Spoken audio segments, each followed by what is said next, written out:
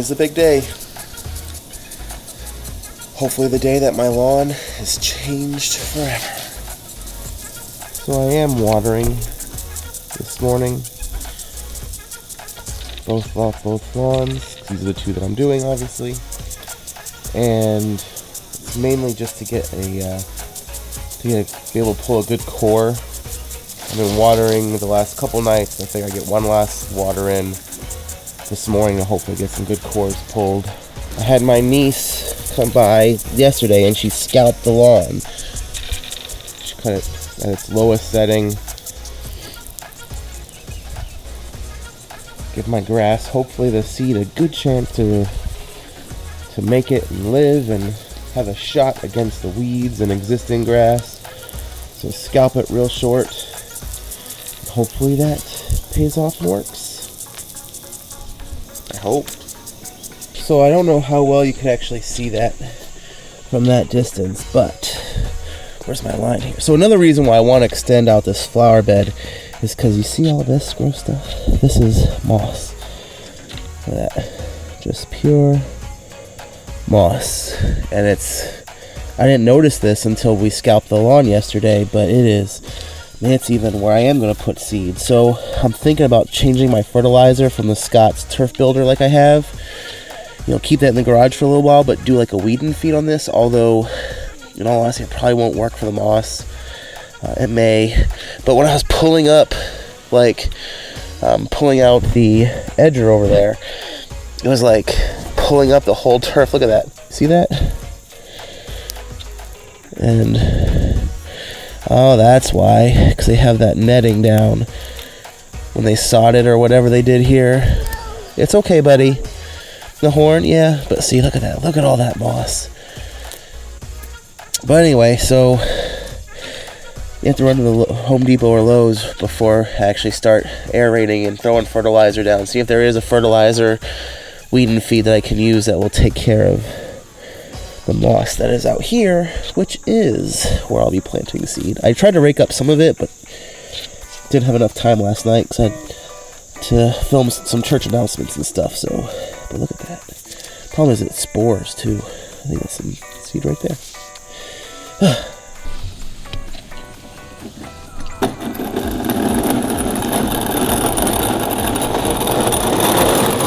Real quick, I just kind of want to go through some of the products I'm going to be using on this overseed rehab project of mine. First and foremost here, I got some peat moss. 2 bags of peat moss. And that's really just for some of the bald areas that could use a little bit of help retaining some water. So yeah, 2 bags of peat moss would not cover 3,500 square feet, which is what my front lawn is. But like I said, it's just for some bald areas, especially in the very front yard where I'm going to have to play around with my watering a little bit to make sure everything gets a good amount of water. So this will help me see how much water I'm getting, which is one of the good things about peat moss is that it retains water well. So if the peat moss is dry, that means your seed is dry, so it's a good way to tell. So I have 2 bags of peat moss. My starter fert is just Scott's Turf Builder starter fertilizer. It's a 24-25-4. So, lots of nitrogen, lots of phosphate to help build those roots. Yeah, this just starter fertilizer, covers 5,000 square feet, so have enough of that. I have Scott's Patch Master. This is also for some bald areas to help retain water and stop my seed from going away. Where in the other video I had some Tennessee red clay areas I broke up and mixed with some topsoil. That way, maybe the roots will have an easier time. But it's also I'm gonna put this over those areas. And just some areas where I want to sort of stop seed from going away. And then the seed I bought is from seedsuperstore.com. Highly recommend it. I spoke with Mary on the phone. She was very helpful because the tool they have there, what's the best seed for your area? It wasn't working, but she said Tennessee turf type tall fescue is probably the best to use. So I took a recommendation. I may eventually go to Kentucky bluegrass or perennial rye. I really love the look of that grass, but I'm going to go ahead and see how the turf type tall fescue looks, and maybe I will like it and just keep overseeing the tall fescue. But anyway, that's not on here. But so I have 35 pounds, which is more than enough to cover my 3,500 square feet. I'm gonna overseed at 8 pounds per 1,000. So at 3,500 square feet, that gives me 28 pounds that I'm going to be using. But let's see. So you probably can't see it very well, but it is the SS1000 Tall Fescue blend, Traverse 2SPP Tall Fescue, and a Titanium 2LS Tall Fescue. So it's a 50-50 blend of different types of Tall Fescue that does a lot better in shade and in sunlight. And so that's the 10-pound bag, and then here's the 25-pound bag. And so yeah, I'll be using 28 pounds, so I'll have 7 pounds left over for patches that need a little bit more or something. I mean, 7 pounds, that's about 1,000 square feet, so now that should cover just a little bit of area that needs just a little bit more attention. But that is, forgot the cool thing for later. Not this go around, but as I'm continuing to work on the lawn, 3 bags of Milorganite, pure Milwaukeean poo-poo. Why do you have something on that shelf?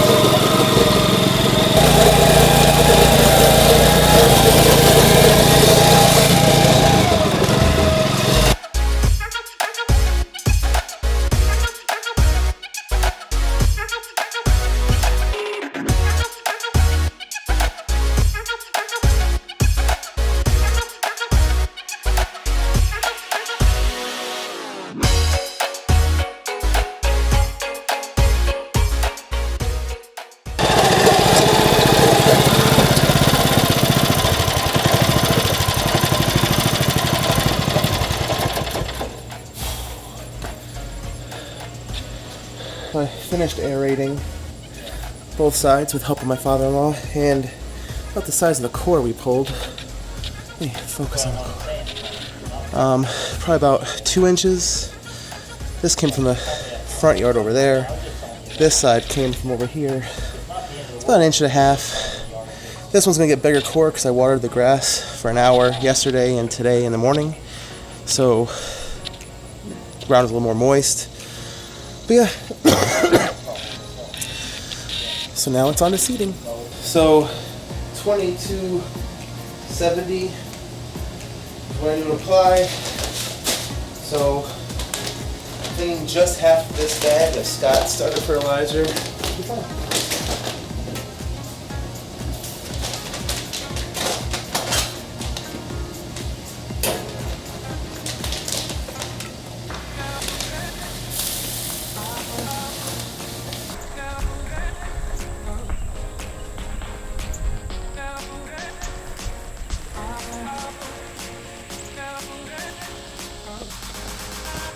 Sometimes you need to just follow the instructions. I had it set to 1. The bag says 3 1/4 to set the spreader at. It is a Scott spreader, so yeah.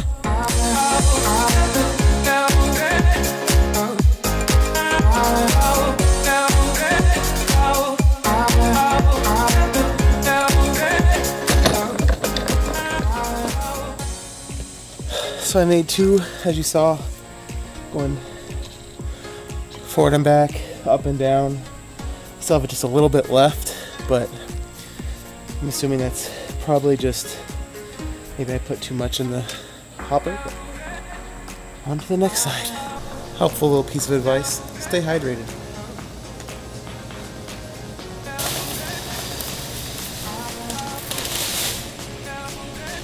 May not seem like I put a lot in there, but I have it set. There's 3.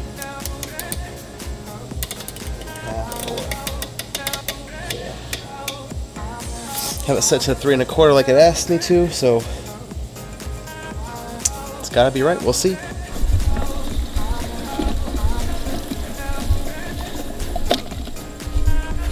So after using that spreader, which I borrowed from my brother-in-law, I'm not a fan of it.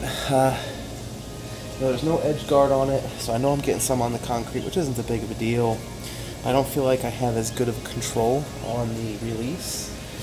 And I know you're supposed to sort of leave it back and let the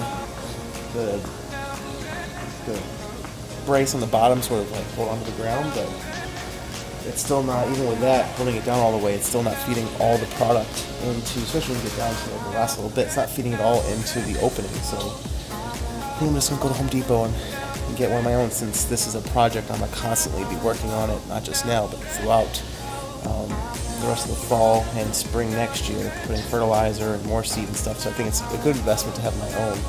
So I'm going to go to Home Depot real quick and get another spreader. Just got back from Home Depot or Lowe's, whichever one. Here's the spreader I got. It's the Turf Builder Edge Guard DLX. They have the smaller one, but go big or go home, am I right? The biggest reason that, I just went ahead and got it is because of the edge guard here. Especially, we just actually sold, I'll show you here in a minute, that block that I was using to set up the line for where the grass is going to grow and where the flower bed's going to be. We put those bricks, those pavers, rocks, whatever you want to call them, on one of the local Facebook sites for our community. Someone actually bought them from us, so now, especially that I don't have the physical rock to see the line, other than the small little, when I put the edge tool in there, it's better now that if I just go ahead and have the edge guard on there to really see that line to make sure no seed goes over, because it's just a waste of seed. So I'm going to go ahead and get this thing set up. I'm going to start spreading some seed.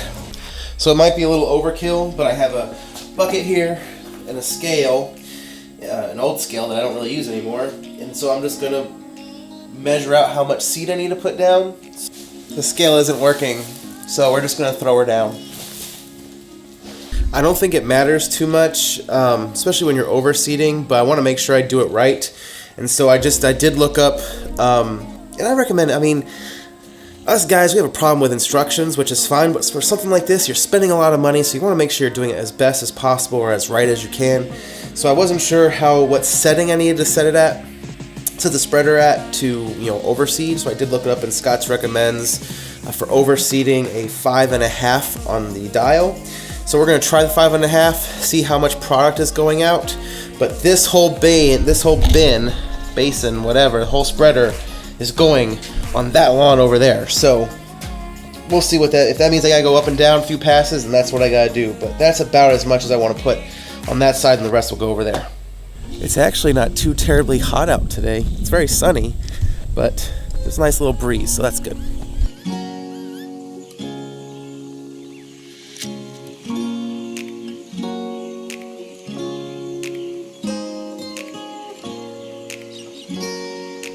Just put 8 pounds in the spreader to do the breezeway here, driveway, I don't know, whatever you want to call it. A little bit over 8 pounds. Like Alan Haynes says, if you're not familiar with the lawn care nut, go look him up. But he says, seed is cheap, so throw her down. As long as they're not a bunch of piles, it's okay to go a little bit heavy-handed. I'm actually going to go between the two trees. I see it there. There we go. Between the two trees there, didn't get a good pass with the spreader, just because the trees kind of make it hard to do the crisscross pattern. So I might just hand throw a little bit there. And then I got the patch master still to do, and then water, and then go help my father-in-law.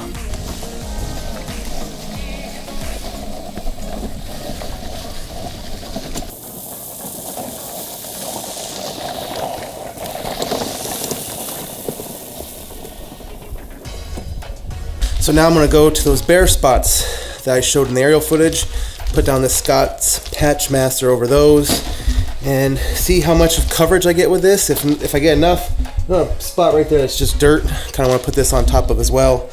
But mainly that area over there, because it's that hard clay soil. I really want the seed to stick. Even though I broke it up, I tilled it, it did get aerated, it's been getting water, so hopefully with enough water it stays moist. But that's what this is supposed to help with, keeping that area moist.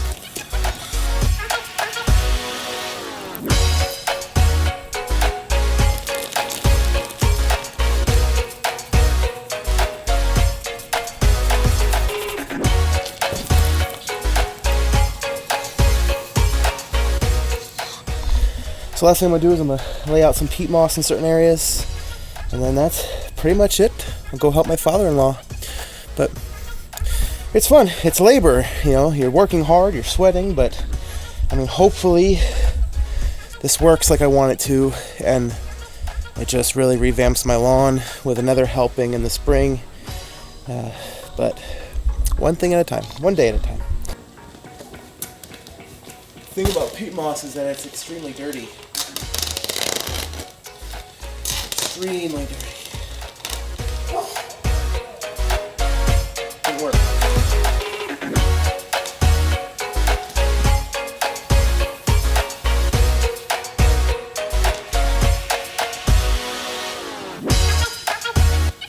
Alright, so I'm tired. Just put down about a quarter of a bag of peat moss over the bare areas that needed it. So my father-in-law actually just called me. He's ready for the spreader to come to his house. We can seed. He already aerated, at least the front yard. But before I take it, I'm going to throw down some Milorganite.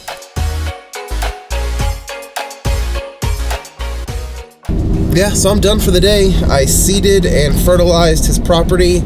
His property is bigger than mine. Yeah, so I started watering his. I've watered mine for the day. Well, not for the day, but I started as soon as I got done putting peat moss down. I went ahead and put water on it for 20 minutes. We're actually getting ready to go out to an escape room in Knoxville. And so I have a timer set up like for 7 o'clock, and it will do another 20 minutes. And then it's done for the day. And then tomorrow, starting at 7 o'clock in the morning, it will do another 20 minutes. And then every 6 hours, I'm going to have it run. So that way I get 3 doses of water a day, keep that stuff nice and moist, but also I have the temperatures are actually going to drop. And like right today it was in the 90s, all week it's been in the 90s, but starting tomorrow it gets down to like 84, and then during the course of the week it actually drops down into the 70s. There's one day of like a lot of rain, but nonetheless, the temperatures are going to start dropping, which is going to really help that seed hopefully germinate. That's my hope anyway. Like I get confident, and then I get, you know, then the confidence leaves, and unconfident or whatever, because I've never done this before. You know, I'm using YouTube, and even though the people on YouTube, I've seen their lawns and I'm using what they do, but at the same time I'm questioning whether or not I should have just done a complete renovation. I still have time. I still had time to kill off my lawn and start from scratch, but also it's just time is not on my side as far as how much time I have available to me, because I have the candy trail at church coming up in October, so there's a lot of work days for that, for Halloween. So I don't know if I have enough time to actually kill off the grass, wait another week or two, see if anything grows. May have to do another spray of chemicals, wait another week, and then start planting. It might have just been too late. So we're gonna see if just overseeding, you know, aerating, scalping the lawn gives this seed a good chance to grow. We'll see. I'll keep you guys posted pretty often, because this is one of the bigger projects other than our wedding videography. It's one of the biggest personal projects I ever, you know, spent a bunch of money on, and a lot of research here the last several weeks, and see what happens. It's all guesswork. But anyway, I guess that's it for this video, and we will see you all, and I'll update you all here on the next one. See ya.